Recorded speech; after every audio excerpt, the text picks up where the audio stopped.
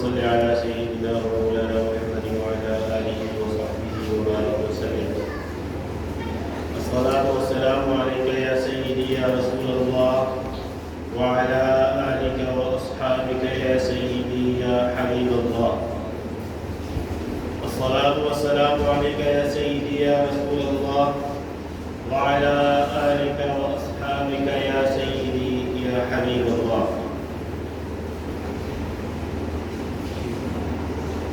بلا تمہید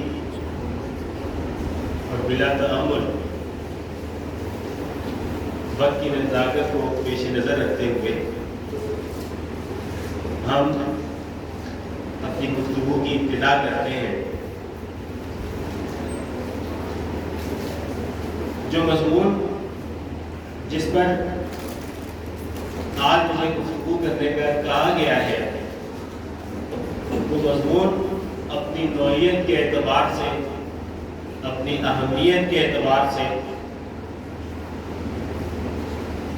یقینی طور پہ اس قابل ہے اور اس درجہ ہے کہ اس کو مکمل اہتمام اور مکمل انہماک سے آپ لوگ سماعت فرمائیں. مضمون ہے ہمارا، کیونکہ ہم رمضان المبارک کے مہینے میں ہیں تو رمضان المبارک میں اللہ تعالیٰ کی، اللہ رب العزت کی قربت کا حصول یہ کیوں کر کیسے حاصل کیا جا سکتا ہے. اس مبارک مہینے میں یہ جو مبارک مہینہ ہے کہ ہمیں کیا درس دیتا ہے،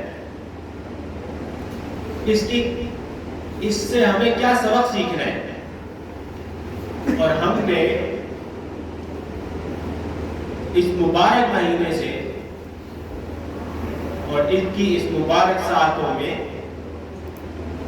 اللہ تعالیٰ کی قربت کے حصول کا طریقہ سیکھنے کی کوشش کرنی ہے. حاضرین عزیز وقار،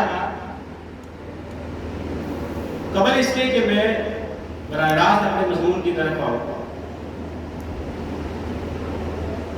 دیکھیے ہمیں سب سے پہلے اپنا محاسبہ کرتے ہوئے یہ جاننے کی کوشش کرنی ہے کہ ہم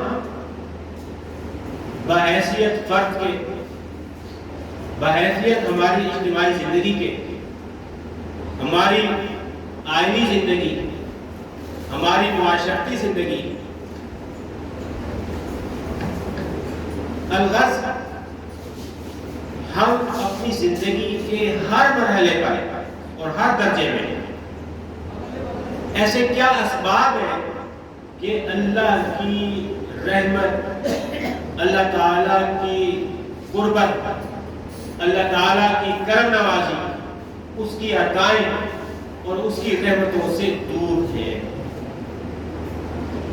پہلے ہمیں اپنا یہ محاسبہ کرتے ہوئے اس بات کا ادراک کرنے کی ضرورت ہے کہ بھئی وہ کیا اسباب ہیں جن کی وجہ سے اللہ کی قربت سے ہم دور ہیں، جن کی وجہ سے اللہ کی رحمت ہم سے دور ہو گئی، ہم اللہ تعالیٰ کی رحمت سے محروم کر دیے گئے، اور بحیثیت فرد سے لے کر، فرد کے سفر سے لے کر افراد کے سفر تک، انفرادی زندگی سے لے کر اجتماعی زندگی تک، زندگی کے ہر مرحلے پر ہمیں آزمائشوں، مصیبتوں، پریشانیوں کا سامنا ہے.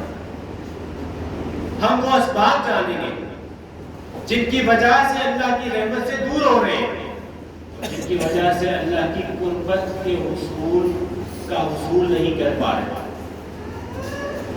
پھر اس کے بعد ہم یہ جاننے کی کوشش کریں گے کہ بنیادی طور پر وہ کیا سبب بنا جس کی وجہ سے ہم بحیثیت اسلام کے، بحیثیت مسلمان کے، بحیثیت اسلامی معاشرے کے اللہ کی قربتوں اور اس کی رحمتوں سے دور ہو گئے.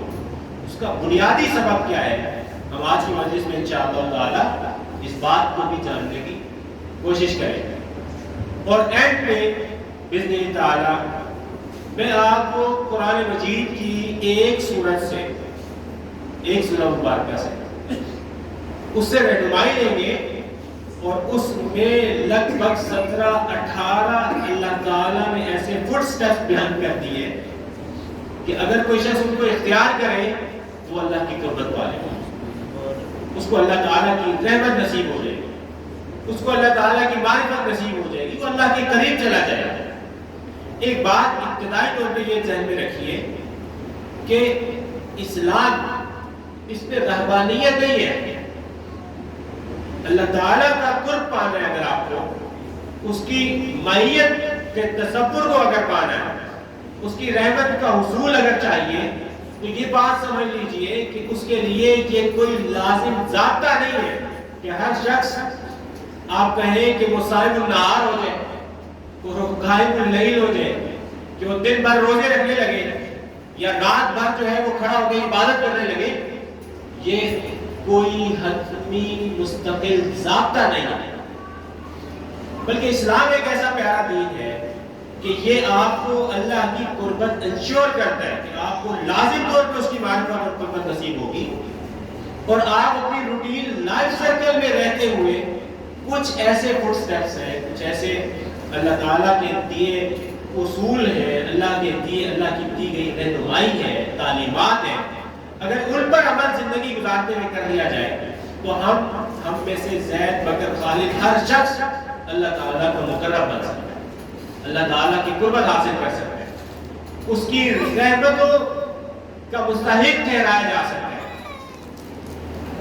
اب اگر ہم اپنے، جیسے میں نے آپ سے عرض کی کہ پہلے ان اسباب کو جانتے ہیں کہ جن کی وجہ سے ہم اللہ کی قربت سے دور ہیں، میں آپ کے سامنے کچھ حقائق رکھنا چاہتا ہوں تاکہ رمضان المبارک میں اور اس مبارک مہینے میں اور ان مبارک ساعتوں میں ہم اللہ رب العزت کی توفیق سے اپنی یہ اصلاح کریں اور آج یہ بات سیکھ کر جائیں کہ وہ اسباب جن کی وجہ سے اس کی قربت سے دور ہیں اس سے اجتناب کریں، اور وہ چیزیں جو اس کے قریب لے کے جانے والی ہیں ہمیں ان کو اختیار کیا۔ اس جذبے سے آپ یہاں بیٹھے ہوئے، مجھے بتلائیے، ہم اور آپ یہاں آج کی مجلس میں اس جذبے سے بیٹھے ہوئے ہیں کہ اس کی قربت کے قریب کرنے والی اور اس کی قربت سے نوازنے والی چیزوں کو ہم اختیار کریں گے، اور جو چیزیں اس سے دور لے کر جا رہی ہیں اور اس کی قربت سے ہمیں محروم کر رہی ہیں ان چیزوں سے اجتناب کریں۔ میں امید کرتا ہوں کہ ہم اور آپ سب انشاءاللہ باذن تعالیٰ اسی جذبے اور ارادے سے اللہ حضور کی اللہ کے گھر میں آج یہاں حاضر ہوتے ہیں۔ اپنی گفتگو کی ابتدا کرتے ہیں۔ دیکھیے، ہم ایک ایسے معاشرے میں بس رہے ہیں جہاں ہمارا اعتقاد اور عقیدہ وہ محض زبان کی حد تک ہے۔ ایمانداری سے بتائیے یہ حقیقت ہے یا نہیں ہے؟ ہمارا جو عقیدہ ہے اللہ کی ذات پہ، اس کی توحید کا، اب دیکھیے کوئی مسئلہ آ جائے، کوئی پرابلم آ جائے گھر میں، کوئی فیلئر آ جائے، کوئی مسئلہ ہو جائے، تو ہمارے یہاں کیا ہے؟ ہم 2 رکعت، اللہ تعالیٰ نے کیا کیا؟ وَاسْتَعِينُوا بِالصَّبْرِ وَالصَّلَاةِ، صبر کرو اور نماز سے اللہ کی مدد چاہو۔ ہمارا کیا عمل ہے کہ ہمارے یہاں کہتے ہیں کہ جی یہ لوگ کچھ جادو ٹونا ہو گیا، ایسا ہے ہی نہیں، یہ ہمارے فیملیز میں ہو گیا۔ خواتین میں یہ ذرا زیادہ ہے، ان کو تو کوئی نقصان ہو جائے تو فلاں نے نظر لگا دی، جادو ہو گیا، فوراً دوڑے کے عامل کی طرف، وہ پتہ نہیں کون کون سے بابے بیٹھے ہوئے معاشرے میں بولے، ہم اس کی طرف دوڑ گئے۔ تو مجھے یہ بتلائیے کہ یہ جو عامل کی طرف دوڑا جا رہا ہے اور اللہ کے حضور سجدہ ریزی کی توفیق نہیں ہے، اس عمل سے اللہ کی قربت ہمیں ملے گی یا قربت سے محروم کر دیا؟ ہمارا یہ عمل اللہ کی ذات پہ، اعتقاد پہ، کمزوری پہ دلالت کر رہا ہے۔ عقیدہ ہماری زبان میں، ہماری زندگیوں میں زبان سے زیادہ آگے نہیں، عقیدہ ہمارا حال نہیں بنا، عقیدہ ہمارا فکر اور نظر میں غالب نہیں آیا، عقیدہ، اللہ کی ذات پہ توکل، اس کی ذات پہ بھروسہ کرنا، اس سے مدد مانگنا، اسی کی طرف رجوع کرنا، پریشانی ہو، خوشحالی ہو، جس بھی انسان کیفیت میں ہے وہ اللہ تعالیٰ کی طرف رجوع کرے، اس سے مانگتا رہے، اس کا ذکر کرتا رہے، اس کو موجود سمجھے اور اپنے آپ کو اس کی بارگاہ میں حاضر تصور کرے۔ یہ چیزیں آپ مجھے بتلائیے ایمانداری سے کہ کیا یہ ہماری فکر، نظر، عمل میں یہ فکر عقیدہ غالب ہے؟ تو پھر ہم کیسے کہہ سکتے ہیں کہ ہمیں اللہ کا قرب ملے گا؟ تقرب الی اللہ کیسے حاصل ہوگا کہ عقیدہ ہماری زبان سے نیچے نہیں اترے؟ ہمیں آج کی مجلس میں اپنا محاسبہ کرنا ہے۔ ہم ایک ایسے معاشرے میں بس رہے ہیں جہاں والدین کی گھر میں انفرادی زندگی سے شروع کریں، عائلی زندگی سے، تو والدین کی عزت نہیں ہے، بچے والدین کا احترام نہیں کرتے۔ ہم ایک ایسے معاشرے میں زندگی بسر کر رہے ہیں کہ جہاں پہ چھوٹا بڑے کی عزت نہیں کر رہا۔ ہم اللہ کی رحمت، اللہ کی قربت، اللہ کی معیت کیسے ملے گی؟ کیسے ہم حقدار ٹھہریں گے؟ حضرات جی وقار، ہم ایک ایسے معاشرے میں زندگی گزار رہے ہیں جہاں اخلاص کی جگہ مفادات نے لے لی۔ ہمارے آپس کے جو کلوز ریلیشن ہے وہاں تک مفادات جا چکے ہیں۔ اب ہم دیکھتے ہیں رشتے تعلق داری سے پہلے کہ فائدہ کیا ملے گا اس کی ذات سے، ایسا ہے یا نہیں؟ ہم اللہ کی قرب سے دور ہیں اس رویے کی وجہ سے۔ ہم ایک ایسے معاشرے میں زندہ ہیں جہاں قرابت داروں کے حقوق پامال کیے جا رہے ہیں، رشتہ داروں کے حقوق کی کوئی حفاظت نہیں ہے۔ ہمارے معاشرہ، ہمارا یہ خام خیالی ہے کہ ہم تباہی کے دہانے پر ہیں۔ حقیقت یہ ہے کہ ہم تباہ شدہ معاشرے میں زندگی گزار رہے ہیں۔ ہم اپنا ایک دن دیکھیں تو ہم تباہ شدہ معاشرے میں زندگی گزار رہے ہیں، اور یہ ایک سوالیہ نشان ہے کہ اس طرح کے معاشرے میں زندگی بسر کر کے آپ کیسے کہیں گے کہ اللہ کا قرب بھی نصیب؟ ہمیں سوچنا ہے ہم کیا معاشرہ دیں گے اپنی اگلی نسل میں، یہ ہمیں سوچنا ہے۔ اور اس رمضان کی برکت سے یہ مہینہ جو آپ کو اللہ کی یاد دلاتا ہے، یہ مہینہ جو آپ کے اندر، آپ کی روح کے اندر ایک نئی تقویت اور قوت پیدا کرتا ہے، یہ مہینہ رمضان المبارک کا جو آپ کو اخلاص کی دولت سے نوازے گا، اور اوورآل ایک ماحول اللہ تعالیٰ ایسا پیدا کر دیتا ہے کہ جس میں عبادت کا رجحان غالب ہو جاتا ہے۔ یہ مہینہ جو اس لیے اللہ نے بنایا ہے کہ ہم اپنی اصلاح کریں اور رک کر اپنی لغزشیں، اپنی کمزوریاں، اپنی کوتاہیوں پہ نظر ثانی کریں۔ یہ مہینہ، اس مہینے میں ہم آج جمعے کے روز میں جمع ہیں۔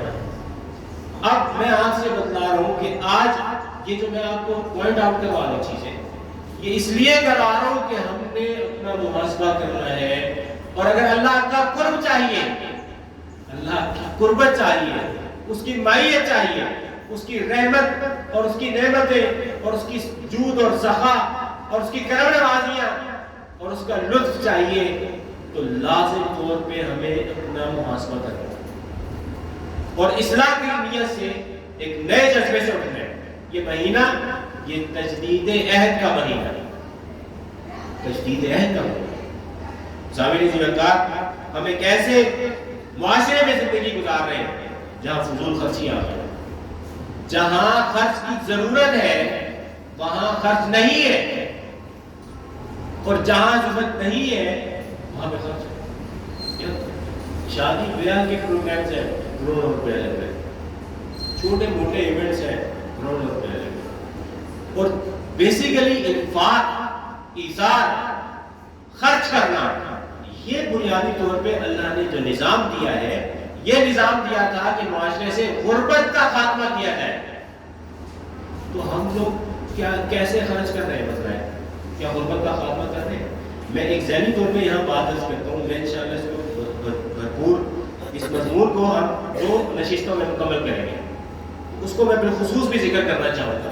مثلا ایک بندہ، ہم لوگ، میں آپ کی مثال دیتا ہوں ہمارے یہاں طریقہ کار کی، ایک بندہ جو مثلا 50 لاکھ رمضان ہے نا، ہر کوئی زکوٰۃ نکال صدقہ فطر دینے لوگوں سے، ایک بندہ مثلا 50 لاکھ زکات دیتا ہے، 5 لاکھ زکات دیتا ہے مثلا، اب اس کا طریقہ کار کیا ہے؟ وہ صدقہ و خیرات کرتا ہے، 50 لاکھ صدقہ خیرات کر دیتا ہے۔ اب وہ کیا کر رہا ہے کہ اس کے خاندان باندھے ہوئے ہیں اور مختلف خاندانوں کو 5-5 ہزار سے دی جائے، اخلاص سے کر رہا ہوگا، اللہ تعالیٰ اجر بھی دیں گے، لیکن کوشچن یہ ہے کہ کیا اس سے غربت ختم ہو رہی ہے؟ اس کی بجائے بھئی اگر آپ کو 5 لاکھ روپے صدقہ خیرات کرنے ہیں تو آپ کوئی سے 5 لوگوں کو کوئی بزنس کروا دیں، کوئی چھوٹا شارٹ ٹرم کوئی جیسے انویسٹمنٹ کرتے ہیں اوپر، کہ ان کی وہ جو پارٹی لائن کے نیچے وہ جو زندگی گزار رہے ہیں ان کا معاش تھوڑا بہتر ہو جائے۔ وہ ہماری توجہ نہیں، کوئی رکشہ لے کے دے دے، کوئی چھوٹی سی دکان کا کرایہ، کہ جی دکان کا کرایہ میں دوں گا تم چلو کاروبار کرو، آپ نے صدقہ ہی کرنا ہے نا۔ وہ جو 500 بندوں کا آپ نے باندھا ہوا ہے اور کسی ایک کو بھی آپ غربت سے نہیں نکال پا رہے تو اجر تو آپ کما رہے لیکن مقصود نہیں حاصل ہو رہا۔ صدقہ و خیرات میں زکات میں مقصود کیا ہے؟ غربت کا خاتمہ۔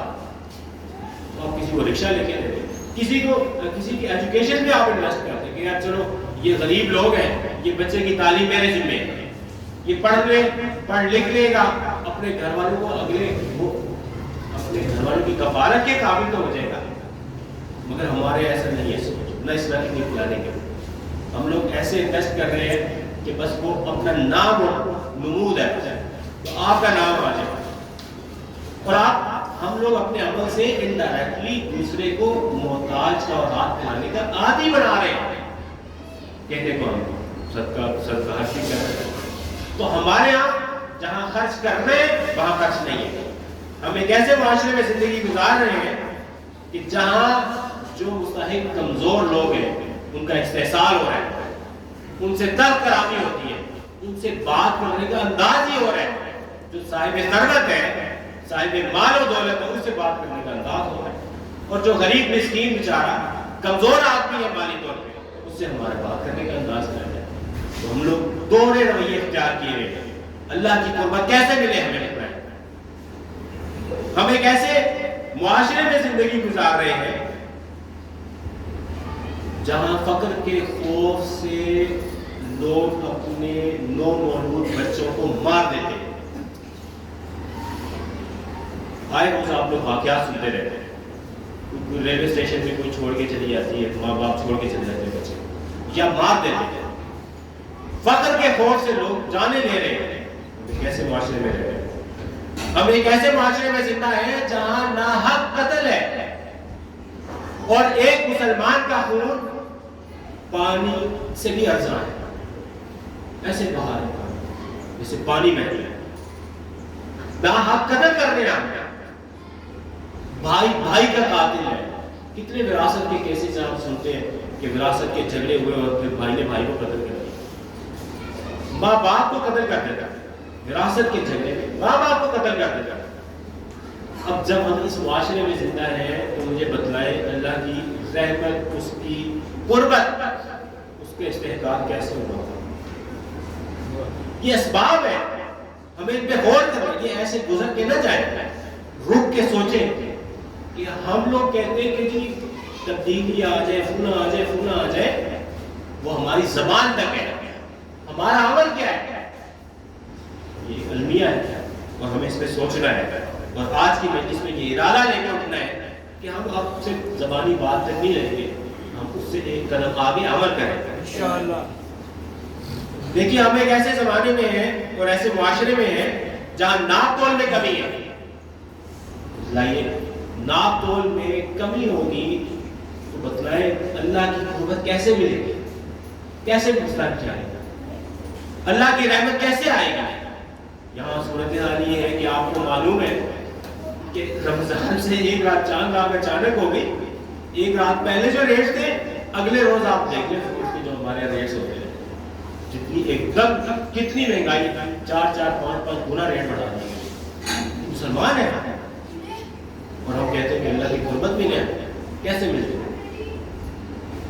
یہ جو میں نے آپ کو 2-4-6 باتیں بتلائی پریکٹیکل لائف سے، ابھی جو ہماری کرنٹ پوزیشن ہے، سچویشن ہے، یہ میں نے کیوں بتلائی؟ تاکہ یہ ہم جانیں کہ یہ اسباب ہیں جو ہمیں اللہ کے قریب ہی ہونے دیں۔ اور آج کی مجلس میں یہ ارادہ کر کے اٹھے کہ رمضان جو آپ کا تجدید عہد ہے، رمضان جو آپ کو سابقہ لغزشوں پر اللہ سے معافی مانگنے کی ترغیب دیتا ہے اور ایک روحانی ماحول ہے، ہر شخص اپنے سابقہ گناہوں پہ پشیماں ہے اللہ کے لیے، آج اس کا عزم بھی کرے کہ آج کے بعد یہ اسباب جو اللہ کی قربت سے دور کر رہے ہیں انہیں چھوڑیں گے انشاءاللہ۔ حضرات عزیز وقار، اینڈ پہ میں انشاءاللہ 2 مجلسوں تک یہ گفتگو چلے گی، مگر آخر پہ میں آپ کو بیان کرنے لگا ہوں ایک بنیادی سبب جو مجھے لگتا ہے کہ وہ بڑا اس کا رول ہے ہماری اس حالت تک پہنچنے میں۔ میں اس سبب کو بیان کروں گا اور اس پہ دلیل لے کر آؤں گا سید امام غزالی رحمہ اللہ کی۔ آپ نے کتاب لکھی ایھا البلد کے نام سے، بیسیکلی آپ نے اپنے ایک شاگرد تھا ان کو اس کو نصیحتیں کچھ کی، 2 نصیحتیں اس میں سے پڑھیں گے آج کی مجلس میں، تاکہ جو موقف میں آپ کو دے رہا ہوں اس کی تائید بھی مل جائے اور یہ بھی پتہ چل جائے کہ ہماری آج صورتحال کیا ہے فکری اور نظریاتی اور ہونی کیا چاہیے، یعنی ہمارے جو مشائخ ہیں وہ کیا بیان کرتے آئے ہیں اور ہم کیا سنتے رہے ہیں۔ اور آخر میں میں آپ کو آج کیونکہ وقت مختصر ہوگا، تھوڑا ہم نے لیٹ گفتگو شروع کی ہے، اگلی دفعہ میں آپ تھوڑا وقت پہ تشریف لائیں گے، ہم انشاءاللہ جلدی گفتگو شروع کریں گے۔ تو ہم یہ بھی جانیں گے، میں آپ کو 17 نکاتی ایک ایجنڈا دوں گا، 17 نکاتی ایجنڈے آپ سنتے رہتے ہیں، وہ بیسیکلی فٹ سٹیپس ہیں اللہ کی قربت پانے کے۔ سبحان اللہ۔ انشاءاللہ آخر میں آپ کو جتنا بھی ہوا ویسے آج بھی پڑھیں گے، نہیں تو نام میں کم سے کم اس کو ضرور بتلاؤں گا۔ ابھی جو بات میں آپ کو سمجھانے جا رہا ہوں وہ یہ ہے کہ جو سب سے بڑا مرض بنا نا ہمارے اہل سنت میں تو بہت ہی زیادہ ہے، وہ جو مرض بنا ہے وہ یہ بنا، ایک فکر ہے، ایک علمی فکری مغالطہ ہے۔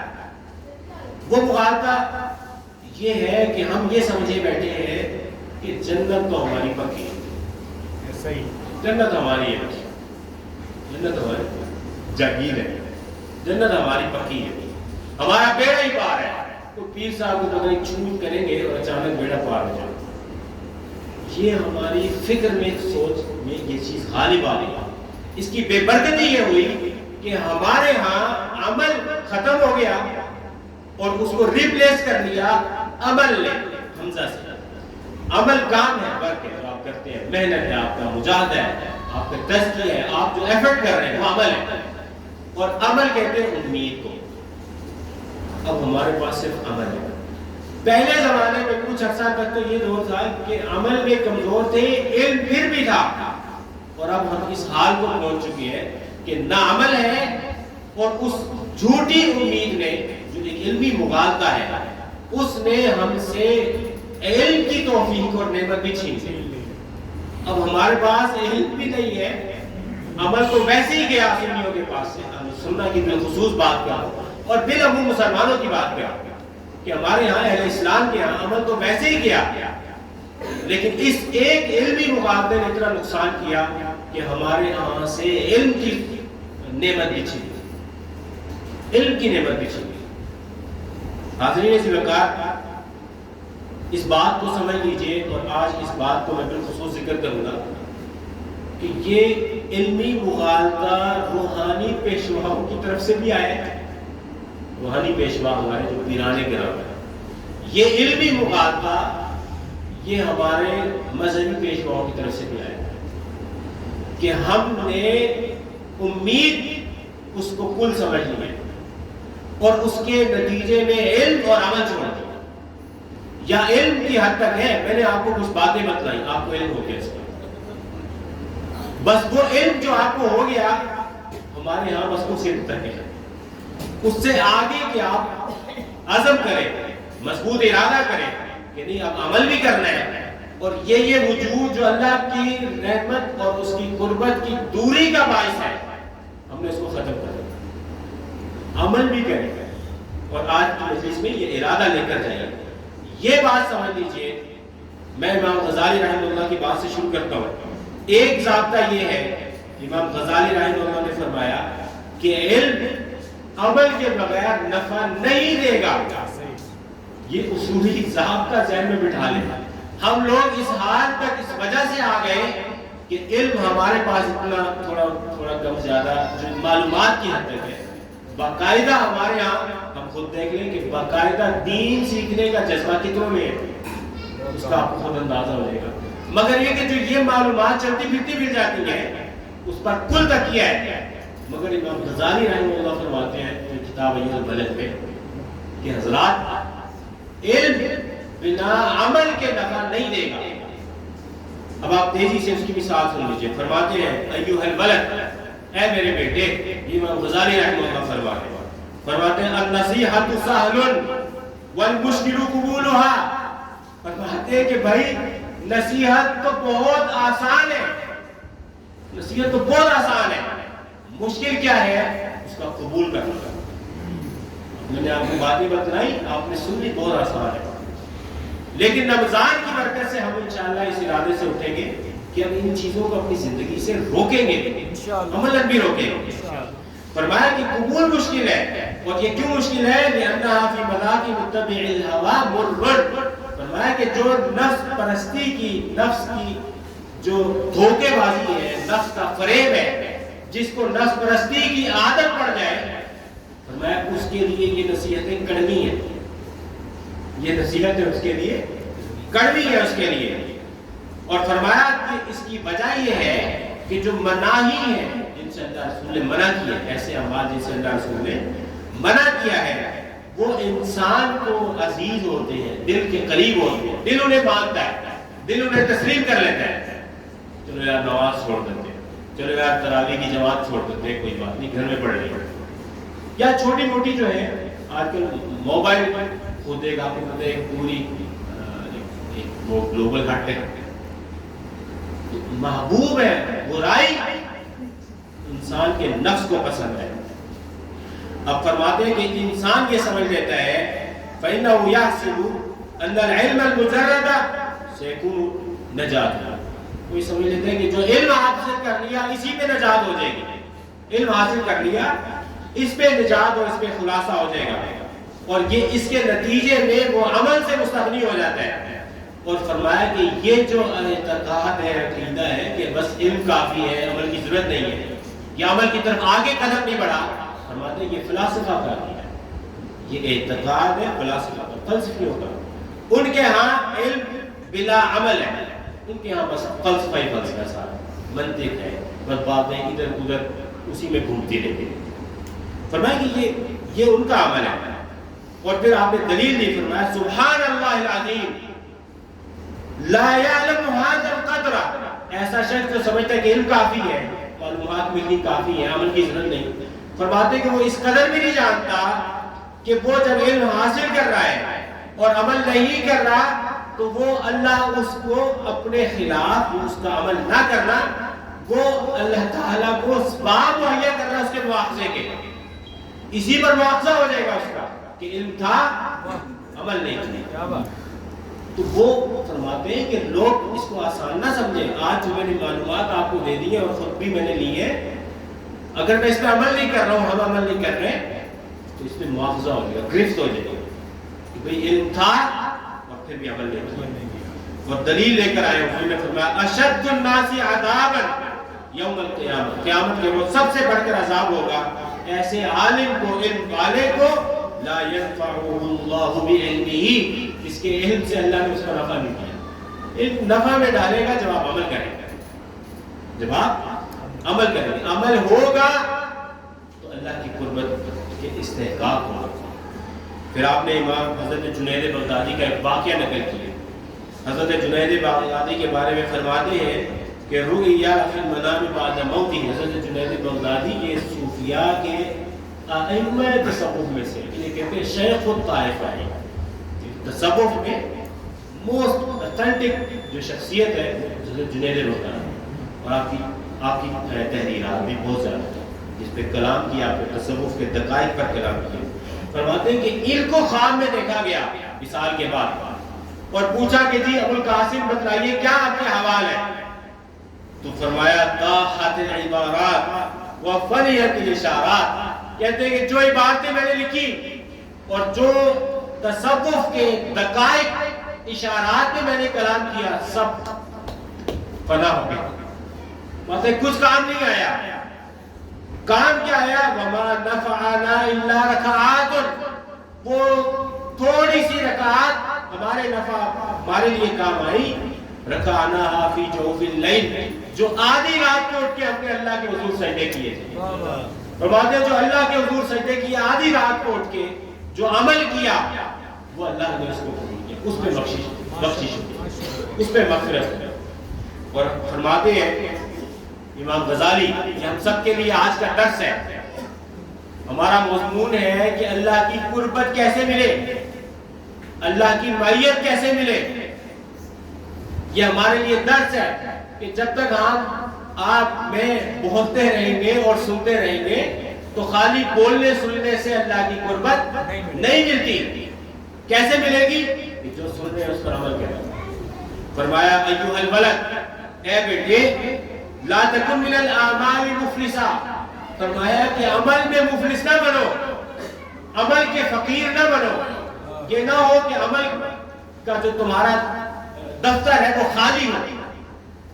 فقر، دنیا کا فقر جو ہے وہ معنی نہیں ہے، بڑی بات یہ ہے کہ ہم اور آپ عمل کے فقیر نہ بنے، اس کے مفلس نہ بنے۔ ولا من الاحوال خالیہ، نہ احوال میں خالی ہو۔ وتیقن، فرمایا کہ اس بات کا یقین پیدا کر لو کہ ان العلم المجرد لا یاخذ بالید، کہ یہ جو خالی علم ہے جو میں آج بیان کر رہا ہوں اور آپ آج سن رہے ہیں، امام غزالی فرماتے ہیں کہ یہ آپ کا ہاتھ نہیں تھامے گا قیامت کے دن۔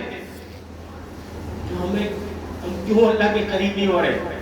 کیونکہ ہمارے پاس، میرے پاس بولنے کو بہت ہے، آپ کے پاس سننے کو بہت ہے، عمل ہمارا کمزور ہے، یہ حقیقت ہے، عمل کمزور ہے۔ اور امام غزالی نے فرمایا کہ یہ علم مجرد تمہارا ہاتھ نہیں تھامے گا۔ پھر آپ نے مثال دی، فرمایا مثال آپ تیزی سے سنیے، کہتے ہیں کہ فرض کر لو کہ ایک شخص ہے جس کے پاس 10 مضبوط تلواریں ہیں اور اس کے علاوہ دیگر اسلحہ بھی ہے، اور فرمایا کہ وہ شخص بہت بہادر بھی ہے اور بڑا جنگجو بھی ہے۔ کیا ہے؟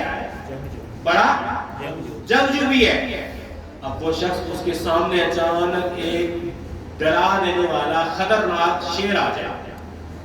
امام غزالی کہتے ہیں بتلاؤ بھائی، فما ظنک هل تدفع الاسلحة شره عنه بلا استعمالها وضربها، کہ وہ جو آپ کے سامنے شیر آ گیا ہے تو کیا وہ جو اسلحہ سائڈ پہ پڑا ہوا ہے اس کو استعمال کیے بغیر، اسے پکڑ کے اس کو مارے بغیر کیا آپ اس کے شر سے بچ سکتے ہیں؟ فرمایا کیا بچ سکتے ہیں؟ فرمایا کہ یہ بات بہت کلیئر ہے، من المعلوم، بالکل کلیئر کہہ رہے ہیں کہ انہا لا تدفع الا بالتحریک والضرب، یہ نفع دے گا تو آپ حرکت کریں گے، اسلحے کو اٹھائیں گے اور اس پہ وار کریں گے، تب وہ نفع دے گا۔ وہ سائڈ پہ پڑا رہے تو پڑا رہے۔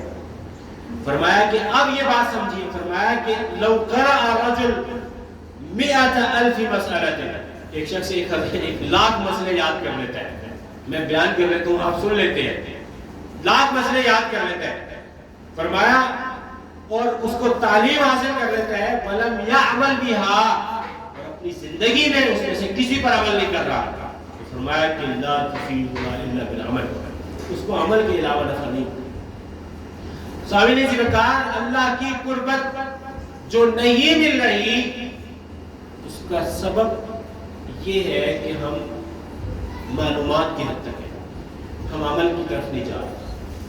اور میں نے آپ کو بتلا دیا کہ یہ جو بیڑا پار والے کانسیپٹس ہیں، یہ جو جنت پکی ہے، میں آپ کو اس پہ ایک آیت پیش کروں آپ کو، یہ جو تھیوری ہے، یہ جو تھیم ہے، یہ آج کی نہیں ہے، یہ یہود و نصارہ کا بھی یہ عقیدہ ہے، وہ بھی اس طرح سے سمجھنے لگے تھے کہ جنت ہماری ہے۔ یہود و نصارہ بھی ایسا سمجھتے تھے کہ جنت ہماری ہے۔ جملہ مندرجہ کے طور پہ میں آپ کو ایک آیت پیش کروں، دیکھیں ہمیں سیکھنا ہے اس سے۔ آیت کیا ہے؟ وَقَالَتِ الْيَهُودُ وَالنَّصَارَى نَحْنُ أَبْنَاءُ اللَّهِ وَأَحِبَّاؤُهُ، یہود و نصارہ کہتے ہیں کہ جی ہم اللہ کے بیٹے ہیں اور ہم اللہ کے محبوب ہیں، ہم اللہ کے محبوب ہیں۔ اللہ تعالیٰ اس کو فرماتے ہیں قل آپ فرما دیجئے فَلِمَ يُعَذِّبُكُمْ بِذُنُوبِكُمْ، اگر تمہیں ایسے ٹھیکہ اڑایا ہوا ہے اور تم سمجھتے ہو کہ تم بڑے اللہ کے محبوب ہو تو اللہ تمہیں تمہارے گناہوں پر عذاب کیوں دیتا ہے؟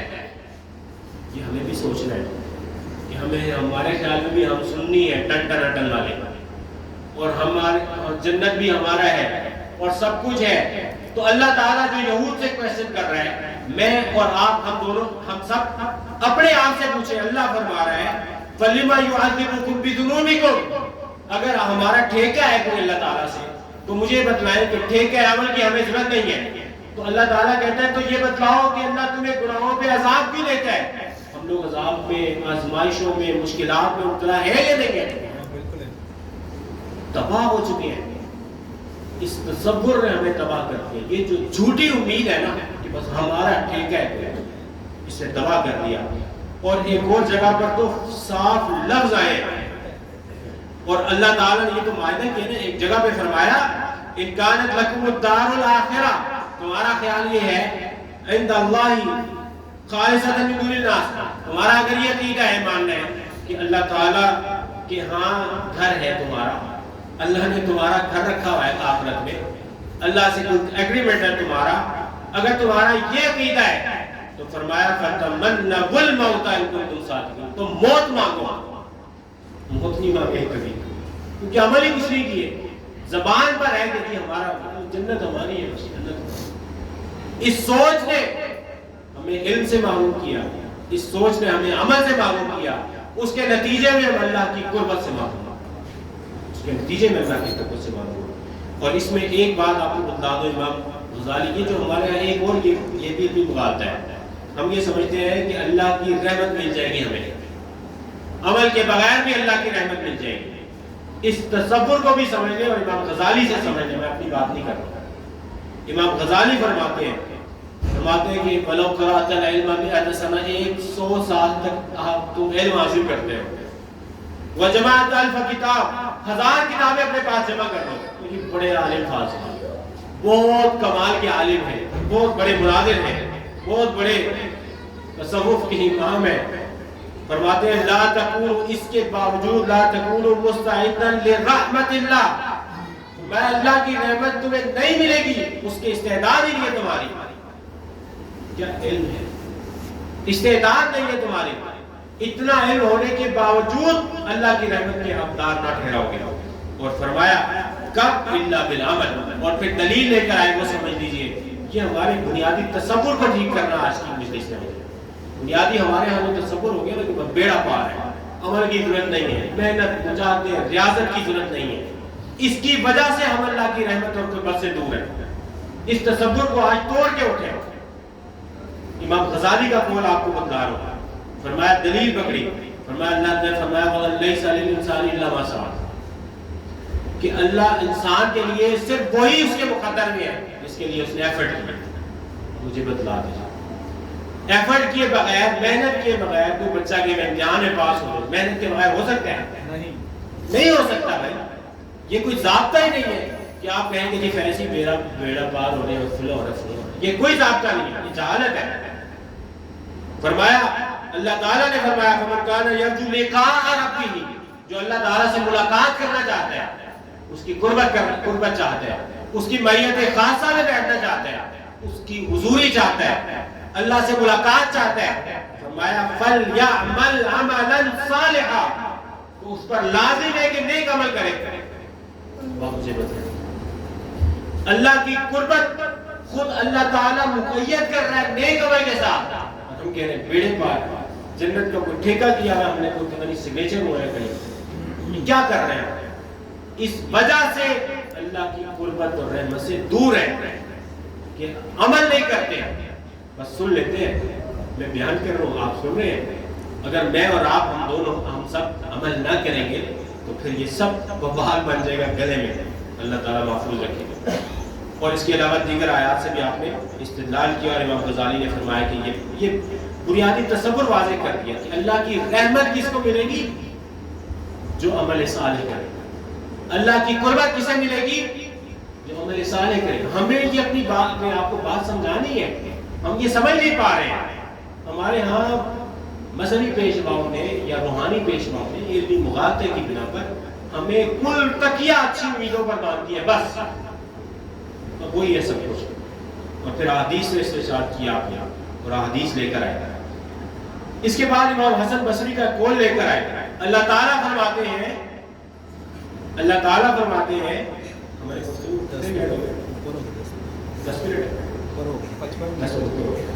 اچھا چلیے اس پر بات ختم کرتے ہیں اور اپنی گفتگو آئندہ شروع کریں گے۔ میں نے آپ سے کہا امام حسن بصری کا قول سنیں اور اس کے بعد میں وہ آپ کو نکاحت بتاتا ہوں جس سے قربت ملے گی۔